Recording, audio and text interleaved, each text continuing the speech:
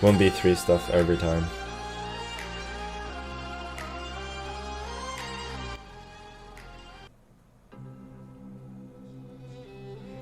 Ooh, the Sicilian. I feel like he deserves to be hit with 2a3 for his bravery. This is definitely a case of don't try this at home. d5. I think d5 is a good move, but it's not so easy to play. Oh, so there's bishop g7. What's the story here? Like, I shouldn't pretend that I'm trying to remember because I actually don't know, but I have seen this position before.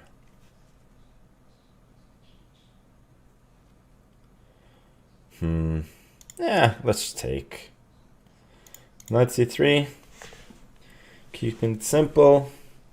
At least he's wasted a couple of tempi. Now I go bishop c4, d3, and then hoping to go h6. Doesn't look too bad. Like, I lack a little bit of a foothold in the center, but this hook is very useful. So it shouldn't be too bad. Knight d4, I'm not sure I love. Knight f3, there's bishop g4, then bishop f7. Takes. Knight g5, king e8, takes. Knight c2, king e2. Who knows? Looks interesting at the very least. Probably good for me. My intuition tells me that should be good. GH. I mean, what on earth is that? That looks really dumb. Knight queen h5? Are you for real? I'm just getting all my stuff for free. Knight e4? Yeah, I'm probably just winning here already. Welcome back, chess fans. Before I return to the rest of the game and the stream by Magnus, let's analyze the opening.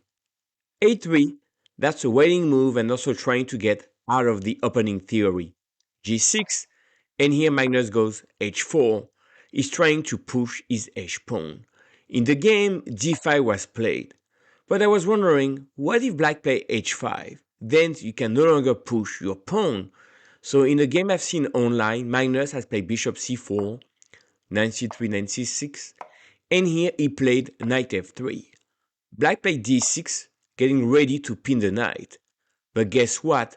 Magnus saw that and played knight g5, and after e6, played d3, and you can see here that you have a beautiful knight on g5, ready to play that move, bishop a2, and castle. So that would be how Magnus would play against h5. In the game d5, and here Magnus says, well, I'm gonna push my pawn, right? Bishop g7 is taking in the center, black recapture, knight c3 attacks the queen. Now, as you've seen, the queen retreated back to d8. That is not the best move. Check would be much better for black. And why is that? Well, if you play an endgame like that, no matter how you recapture, knight c6, knight d4, black has a great game. So on here maybe bishop e2 would be the move. But here g5, then you can play h6, knight f6, and the queen here cannot be attacked. Unfortunately for black, queen d8 was played. So bishop c4, of course Magnus liked the idea of potential sack here, play d3. Here the best move was knight h6, knight f5, knight d4. Very hard to find. Knight d4 played. We continue. Here Magnus analyzed bishop g4 in his head. The way it works is like you would give a check and a piece. You give a check, that will attack the king and attack the other piece. The king will move to e8. Now, check. We have a fork here. And Magnus calculated king e2. And the point is after losing the rook, what does he do? You guessed it. knight e6, attack the queen, and attack the bishop with a crazy position, but the king here is in danger. So, in the game, Jeffry Xiong did not play bishop g4, but play pawn take. A terrible idea because take, take, and here black thought that the knight here is attacked, so has to go here, has to go there, maybe here. None of that. Queen h5, threatening to come here and attacking. So black has to play e6, and here knight e4. Look at this position. Fantastic. The king here is weak. That bishop here is hanging. We have beautiful pieces. And we're just ready to bring another piece to the action. Black is suffering, white in control. Let's watch the rest of the game.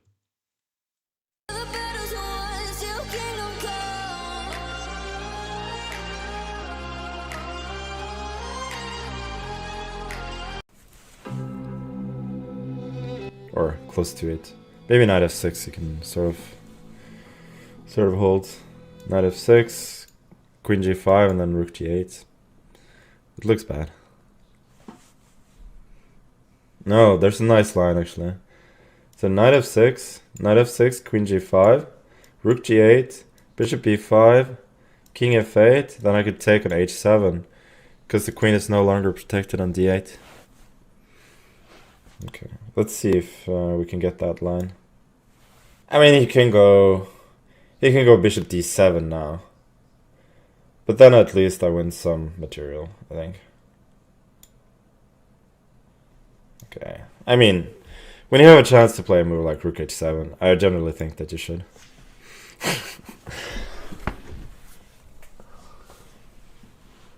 Queen a5, there's just bishop d2. And then if knight h7, queen c5 is mate.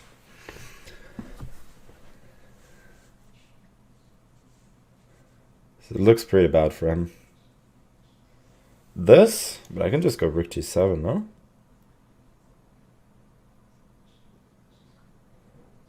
Do I have something more convincing? Who cares? This looks good. Do I have some fancy way here? Or should I just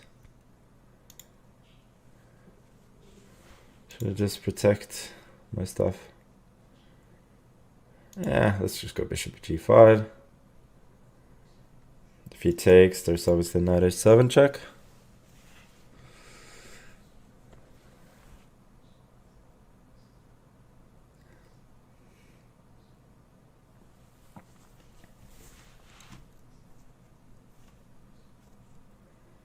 King g7 he can do, but then I can give a check on h5.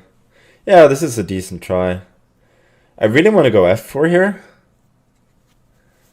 Then rook f6. Okay, whatever. f4. King e2. Oh, okay. I think I should do this first to weaken his pawns a little bit further.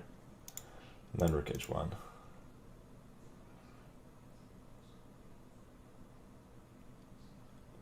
I mean, he has to take the bishop, then I go rook h6. I'm going to take an f6, and then I'm going to win d4.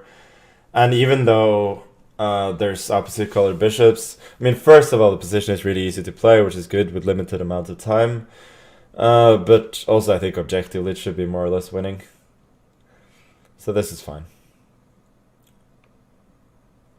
I would say, at least practically, this is not a bad decision. Should I give a check first? I can go rook h7, be hyper accurate. So as we've seen in the stream, knight f6 played, queen g5 attacks the bishop, rook moves. Here we give a check, and black play king f8. If instead of doing king f8 you have that move, then simply take, and something like queen g3 with ideas like check here, maybe bishop h6, maybe rook h7. Such a nice position for white. So here king f8, Magnus captured. He's so well in advance that if black takes, you lose the queen and the game. So Jeffry Xiong plays that.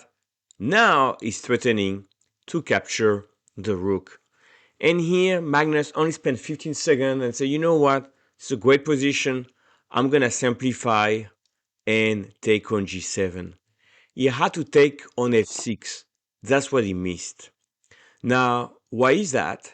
If you take with the bishop at the end of the game, check,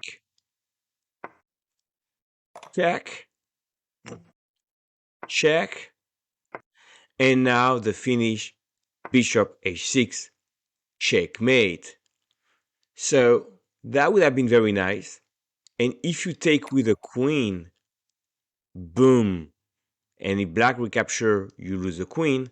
So black takes here, you take here, magic. You have an extra bishop and you win. So in this position, if Magnus stopped a little bit longer, we would have spotted that knight f6 wins.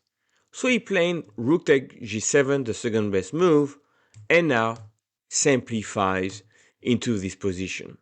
Very quickly, in 6 seconds, he spots bishop g5. Amazing, and he saw from a distance. If you take, look at this fork. This Magnus guy knows his tactics, right?